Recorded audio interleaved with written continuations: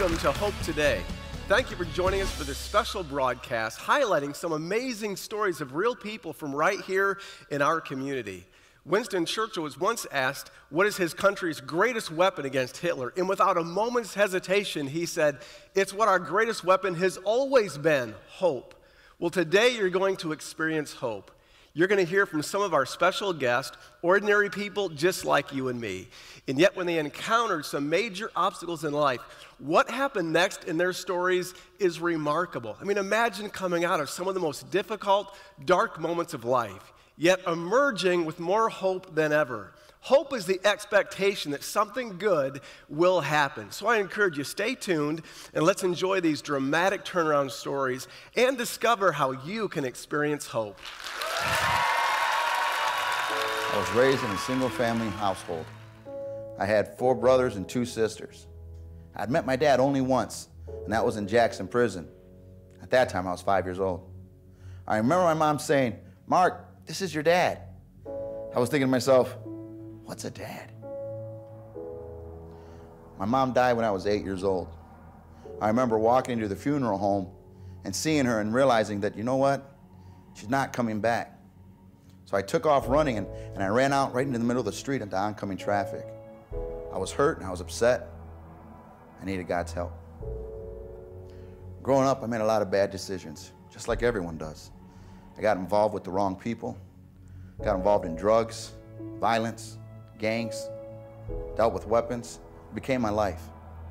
But I knew when my daughter was born, I couldn't run this life anymore. I didn't want to end up like how my father raised me. Actually, didn't raise me. I wanted to be there for my daughter. I had to be there for my daughter. I couldn't let her be raised by her mom or by another family member. If I didn't change my life, I was going to either end up dead or in jail.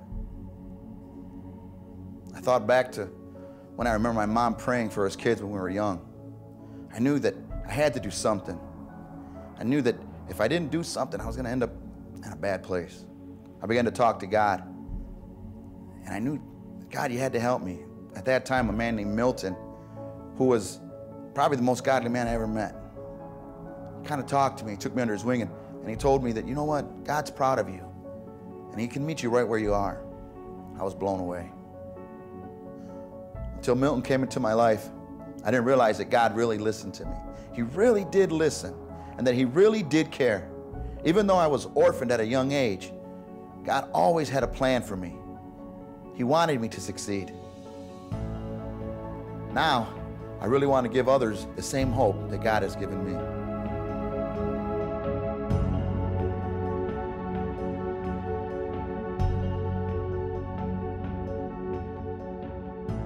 Mark, thank you for being with us today and being willing to share your story. I know you had a fairly rough start in life, not having a dad, your mom dying when you're only 8 years old. Talk to me about what began to turn things around for you. When my mom passed away when I was young, I was very angry. I was very angry at him. Just growing up in city Detroit, hung out with the kind of the wrong crowd, and we just went away from what was right. But when I had my daughter, when I started my own family, I realized that God's not like an overseer or just a bad boss or someone. He's someone who actually cares for you, and he's the guy that if you mess up, he's quickly there to pick you up, dust you off, and let you know that, hey, it's all right, I'm right here, let's continue to keep on going. And when I got that image in my mind, just when I looked at my daughter and when she fell, I was quickly, right away, like any good parent would, quickly to grab her and pick her up, make sure, are you okay, sweetheart? Yep, okay, let's try again. Because we want them to do better. You want them to continue on. And that's how I figured out that's how he sees us. Yeah. He sees us, and we all mess up. We all have shortcomings. We're all going to screw up. But he's quickly to dust us off and say, it's all right, come on, get up. Let's continue to go on. Mark, not having had a father growing up as a child and losing your mom at 8 years old, a lot of people watching this can relate to having lost a parent or a family or loved one. How did you feel when you were 8 years old and that happened? I was mad. Matter of fact, I recall going to the funeral home, and it's still not even registering that she was gone, and that I walked into the funeral parlor, and there was the casket, I immediately turned around and I ran out. I actually ran out out of the funeral home into oncoming traffic. And I don't know why, I just had to get out and get away from it. It was just too much, too fast. And I was mad because right then it was a reality. She's not coming back. And I was mad that, man, I need her. Who doesn't need a mom who was the mom, the dad, the friend, the everything? She was our everything. She raised 7 kids. All are wonderful. No one's in prison. But it was hard to take the stability away. Yeah. And I was in a whirlwind. And God was good to you, and that He brought somebody significant into your life to really help you at a pivotal time. Can you talk to me a little bit about that? Yes. There was a time in probably about the first year after I had my daughter, and I was like, man, I'm making a decision. Lord, I need to know that you're real. I need to know that, that you're real. I need to know. And a gentleman from the church that I was attending called me out of the blue, and his name was Milton. And he had no idea that I just got done praying and talking to God. And he tells me that you're the apple of God's eye. And that's exactly what I had asked God. Minutes, literally, all right, done, and then the phone. And he tells me, I just want to let you know that God loves you, cares for you, and you're the apple of His eye. When you know that something's real, nobody else can change it. No one else can call me and tell me that, you know what, that was just coincidence. No, that wasn't. Coincidence is, hey, I found a quarter. That's a coincidence. Right. Not someone calling me minutes after I get done praying and letting me know exactly what I need to know. Yeah. That's not a coincidence. No, I love the way God uses people. Yes. To encourage us and direct us, and I know God did that for you. Mm-hmm. Mark, it's so good. Your story is so amazing to know what you've been through and where you are today. You have a beautiful wife. You have beautiful kids of your own. And not only that, you've got a successful business, and you invest your life in kids through Champions Club. Talk to me about that. So many kids have grown up fatherless. So many kids are growing up angry. So many kids, nobody wants to take the time and the patience to invest into them. And then all they want to do is complain about all these kids, they weren't like that in my day. It was because nobody took the time and cared on them and loved them and let them know how important they are and to speak into their lives so that they know that, you know what? I am somebody. You are someone. You are going places, and God loves you, and so do I. We don't have to repeat the cycle.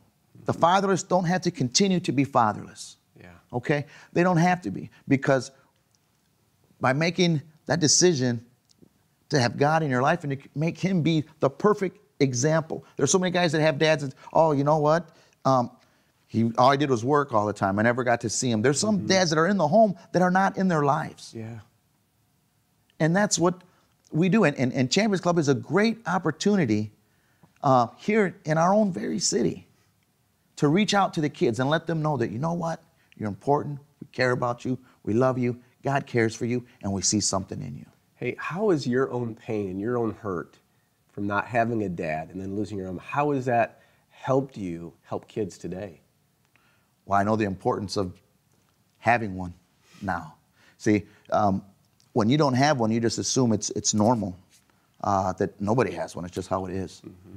But when you get one, when I got God in my life and I seen what a father should be, and I became a father, I realized the importance that, you know what, I can't let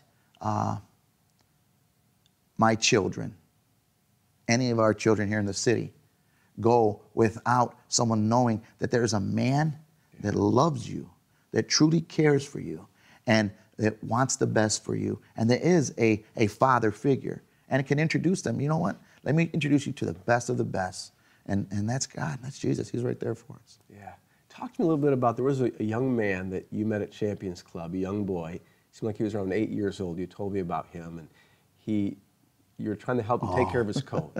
Yeah, he got into a little scuffle, and someone was trying to take his coat, and so I talked with him. I found out, why are you so worried about this coat? What's going on? And he tells me that, well, my dad gave me that coat. And I told him, well, you know what, your dad, we don't want, you to act up in here, just raise your hand and tell a leader. And he's like, yeah, but it's from my dad. And I said, oh. And he goes, well, I never met my dad. And it didn't click. How did you not meet your dad? He gave you the coat. And he says, well, my mom gave me the coat and said it was from my dad. And then I realized, wow. I took him outside and I talked to them. I said, you know what? I realized that was me. And at that very moment, at 8 years old, he's never uttered the words, Daddy, never once. And I said to myself, I can't let him go. I myself never uttered the words Daddy until I was 30-something years old, and I realized it's important to say those words. It was important for him to know that, you know what? He was hanging on to an article of clothing just because it attached him to something that he didn't even know the man, but he just knew that this was from the man. Yeah. And actually, if you think about it, that's kind of a lot like Jesus. Some of us don't even know him, but we know that, hey, he said he died for us, he rose again. That's something we can hang on to, that I just need this coat, and it's from my daddy. Yeah. Now, there's a lot of people watching today, Mark, that either have never had a dad or they just longed for that dad, that father figure, that family in their life. What would you tell them?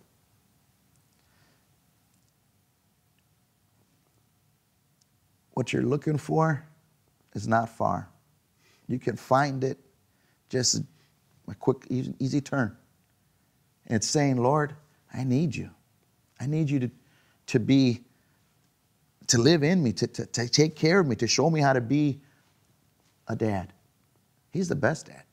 There's, man, you can't get any better than that. Yeah, he is. And it's not difficult. It's not hard. Just like picking up a remote control. You can change the channel. And you know what? I'm going to try Jesus. That's good, Mark. So. Mark, thank you for sharing your story. And beyond that, thank you again for investing your life in kids today. So we were dating about 3 months, and Benny was ready to get married. For me, it was more like 6 months. Our wedding was a huge blessing for us. But the honeymoon, well, that was over before it even started. We booked the hotel rooms for our family, and they never even used them. They ended up staying at our house. 10 hours into our honeymoon, we realized that our bank card had been denied. While we were on our honeymoon, my family had stolen the bank card, drained our checking account, stolen all our financial information, and left us with nothing. As a result, the bank closed our account, we were $18,000 in debt, and we were left with nothing. On top of that, I had lost my job, Benny just lost his car, and we almost lost our house. I became a totally different person. I began to blame Benny for everything that happened to us. And then God showed me I was actually mad at myself for what my family had done. Benny couldn't fix it, no matter how hard he tried. And all the love he poured out on me, it kept hitting the ground because I was so broken, I couldn't even receive his love. It nearly destroyed our marriage. Our friends at church, they tried to reach out, they tried to help, but I was always taught that what happens in your house, it stays in your house. It almost felt like being blackmailed because we were taught to keep it in our house and not say anything. It was the guilt and the shame that we never let out. Because of the prayers and support of all of our friends, we soon realized we weren't alone, and that was when we felt hope. We were able to begin the process of healing and restoration through counseling and the help of our friends. And we're here today because God's restoration, because of the hope we had in Jesus Christ. We're still standing, we didn't quit, we won't give up, and it's only because of His grace and mercy. And we are so thankful for that. Well, Benny and Angel, thank you for being with us today and sharing your story. Our pleasure. This had to be absolutely horrible. You're on your honeymoon, you have your identity stolen, credit cards, debt. Where do you even begin to process the betrayal that you went through? I think for me it was different. For me it was scary because I knew where the betrayal lied. It was hard for me. It took me a minute to tell Benny. I didn't tell him right away what had happened. I just told him that something had been stolen from us. Our money was gone. A credit card was taken. I didn't tell him who took it because how could you? Mm-hmm. By the time January rolled around, we were 18 grand in debt. The house had 10 days to be paid up, and Benny's car was gone, had been repossessed. We watched it get pulled off the street in front of us. And we were behind on everything in the house by a month and a half, 2 months, everything. And at that point in time, I felt like a failure because I felt like I hadn't done my part as the wife. I'm supposed to be taking care of the finances.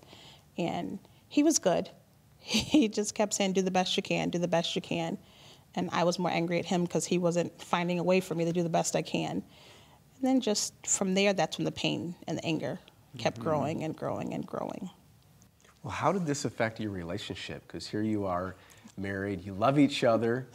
It's like a trick what question. happened to married life? What happened in your home? Well, the honeymoon was definitely over. And that, Hopefully. yes. There was a lot of yelling. There was a lot of anger. When you go from, greeting each other at the door, and saying, I love you, to the point where I'm standing at the door and she's coming in and it's like, what are you doing? We were raised, both of us were raised where what happened in your household stayed in your household. And I think there's just an unwritten rule, a law that married people get married. You are responsible now. You're an adult. What happens in your household, you fix it. You don't go run and tell everybody else. So screaming for help was not an automatic response. And then I grew up taking care of myself. I was very independent. So I was used to doing things myself, my way. So running and telling someone else that my family had done this to us, that wasn't going to happen. It was humiliating to have this man who loved me, for who I am, to just walk into this mess that he wasn't expecting. He just loved me, period. Yeah. That's it, nothing else. And he got all of this with it. So that to me was humiliating enough. That was embarrassing enough. How could I fix this? And now I'm gonna go and tell a room full of people, newlyweds who are happy and on cloud nine and full of rainbows and butterflies. And no, that wasn't happening for me. But it was enormous for him. You probably felt like you were alone. Like this doesn't happen to anybody else. Yeah. But there's a lot of couples watching this right now and they're struggling in their marriage. They're not alone. No. They're not. What No. would you say to them? I would say if you feel like at any point in time you're ready to scream for help, that's a good time to open the door, walk out together, and go find help. Yes. It's not normal to keep it all in. The magic isn't in getting married in the wedding day. The magic is the marriage and making that work. The magic is that. That's the awesome part. And we weren't ready to throw that away. So I would tell, our thing is, we tell everyone, don't quit. You can't quit. Yeah. Just when you think you're gonna quit, you just shut the door on your horizon, your sunrise, your miracle, your blessing, and you put God in a box. The moment you say, I'm done, you put God in a box and said, okay, you can't fix this either. And he is so much bigger than that. Whatever is happening in any new marriage or any marriage, it can be fixed. Don't give up. You can't give up. And cry out for help. Yeah. If you don't know who to call, drop to your knees and be like, Father, you're all I have. Yeah. Bring somebody to me and watch him deliver.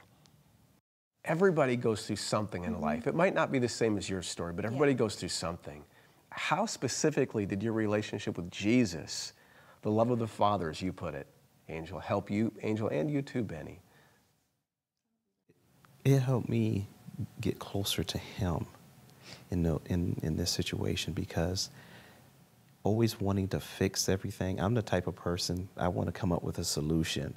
And it's like, okay, I'll just do this. And then, okay, that kind of fell apart. So, so it brought me into a more intimate relationship with God, because I was on my face seeking Him every night. I knew that that's where the solution was, so I knew I had to stay there in order to be able to have the solution, the right solution to fix it. That's good. For me, it was hard for me to understand the love of the Father. It changed my relationship from black to white with Him, because, again, I was out when I was a kid early.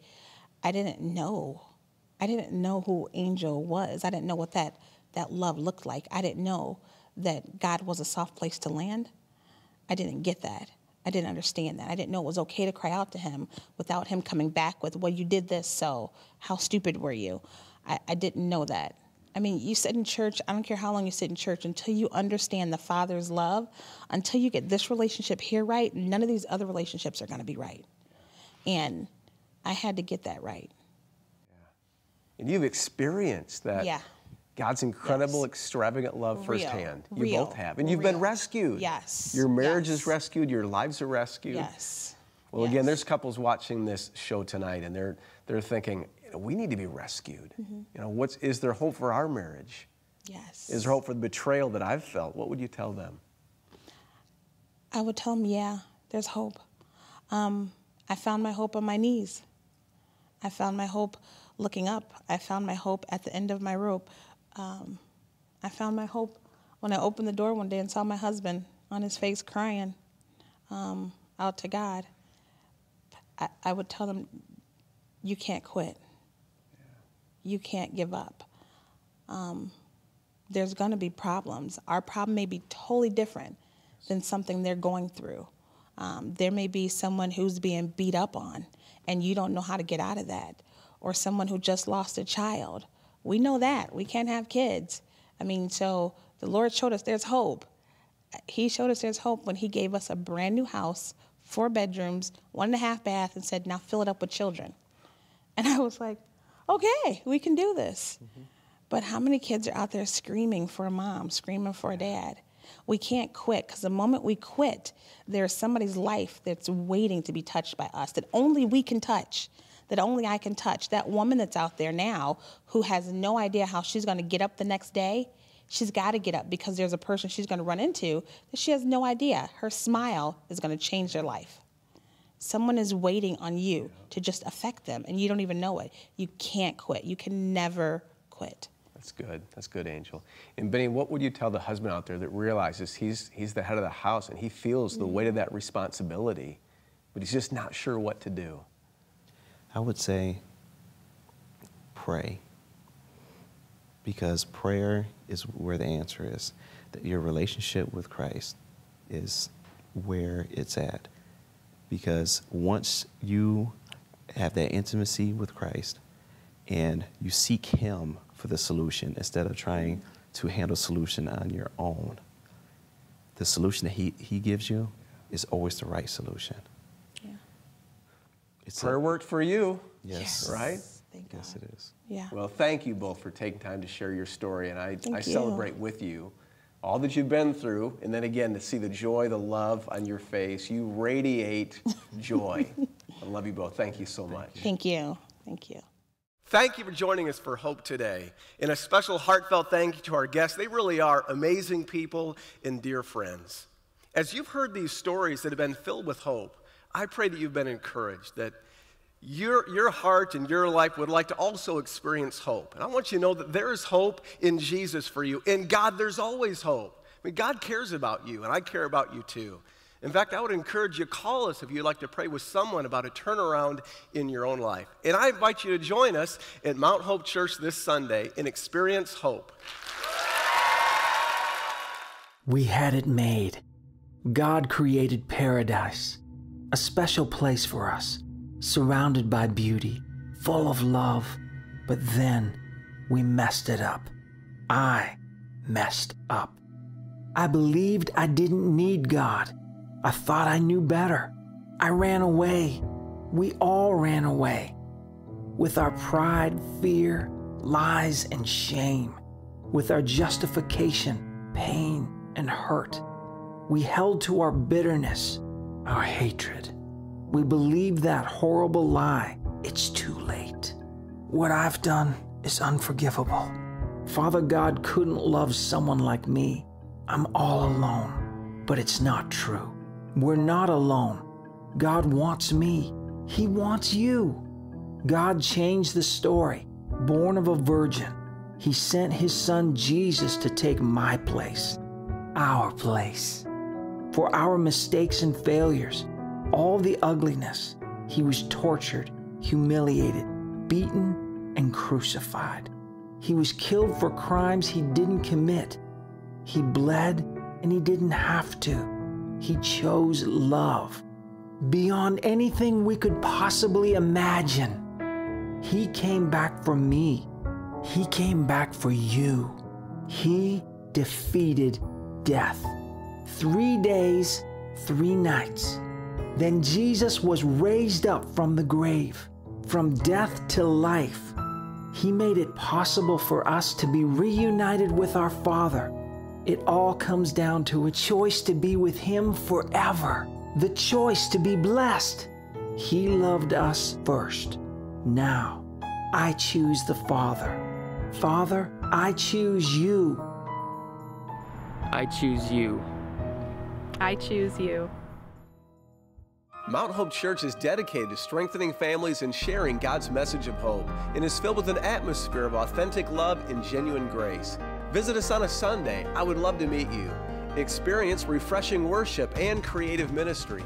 Your kids will love Kids Connect, and your teens will thrive in Spin Student Ministry. Meet some of the most amazing people on the planet, people that make Mount Hope such a great place to connect and grow. So come to Hope, come to life.